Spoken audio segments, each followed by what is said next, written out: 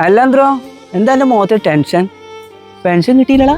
പെൻഷനൊക്കെ കിട്ടിയടോ, അതൊന്നും അല്ല പ്രശ്നം. അല്ലാണ്ട് ഇപ്പൊ എന്താ എനിക്ക് വിഷമം? ഈ പ്രായത്തിൽ ഇപ്പൊ എന്ത് വിഷമിക്കാനാ ജി? എല്ലാരും പറയും എനക്ക് ആൺകുട്ടികളല്ലേ, എനക്ക് എന്താ ബേജാറ്, എല്ലാം കൊണ്ടും സുഖാണ്. മൂന്ന് വൈക്ക ഒരു ഉപകാരമല്ലടോ. ഇപ്പൊ പെണ്ണ് കെട്ടി കുറിച്ച് കൊടുത്തു മൂന്നാക്കും.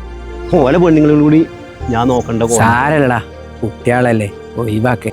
കുട്ടികള് അതൊക്കെ ചെറിയതാവണ കാലത്ത് കുട്ടികള് ഒക്കെ പോത്തും കുട്ടികളായിക്കോണടാ. ഞാൻ ആരെയിലൊക്കെ ഒരു 10 റുപ്യ തരുന്നോണ്ട് കുറച്ച് അരി സാധനങ്ങളൊക്കെ വാങ്ങി പെരയിൽ വെക്കും. എന്നിട്ട് അതുകൊണ്ട് ചോറോ കഞ്ഞി എന്തെങ്കിലുമൊക്കെ വെക്കും, ഉച്ചക്കോ വൈകുന്നേരമൊക്കെ ആയിട്ട്. അത് വന്ന് മുണുങ്ങൂര്. ഇൻ്റെതും കൂടി വാക്കിണ്ട്, അതും കൂടി ഊറ്റി കഞ്ഞി കുടിച്ചുന്ന സൈസ് എൻ്റെ 3 എടാ അവര് രണ്ടാളും ഒന്നായിട്ടോ? കീരി പാമ്പല്ലേ, ഒന്നായോ? ആ കാര്യത്തിൽ ഇജ്ജ് ഭാഗ്യവാനാ. അനക്ക് 2 പെൺകുട്ടിയും 1 ആൺകുട്ടി ഉള്ളൂല്ലോ. അനക്ക് സുഖാണ്. എന്താ ആൺകുട്ടിയും പെൺകുട്ടിയും ചങ്ങായി? പെൺകുട്ടികളെ കെട്ടിച്ചു കൊടുത്തൊരു സ്വൈര്യം ഉണ്ടാവും. ഓല് വേറെ ഏതെങ്കിലും പഴയ പ്രേമം ഏതെങ്കിലും ഉണ്ടാവും. ആ പ്രേമം കൊണ്ട് ഇനി വേറെന്തെങ്കിലും കുലാമത്ത് ഉണ്ടാക്കുമെന്ന് നമുക്കറിയില്ലല്ലോ. അങ്ങനെ എത്ര കുട്ടികളാടാ പെരയിൽ വന്നിരിക്കുന്നത്. നമുക്ക് മരിച്ചോളം സമാധാനം കിട്ടൂല. എല്ലാ പെൺകുട്ടികളെ കുറിച്ച് അല്ലട്ടോ ഞാൻ പറയണത്. നമ്മളെ കുട്ടികൾക്ക് അങ്ങനത്തെ ബുദ്ധി തോന്നാതിരിക്കട്ടെ. പിന്നെ ഒരു കാര്യം പറയുമ്പോൾ ഒക്കെ പറയണല്ലോ, എൻ്റെ മൂത്തോനി ഓന് ലക്ഷണം കേട്ട ആളാണ്.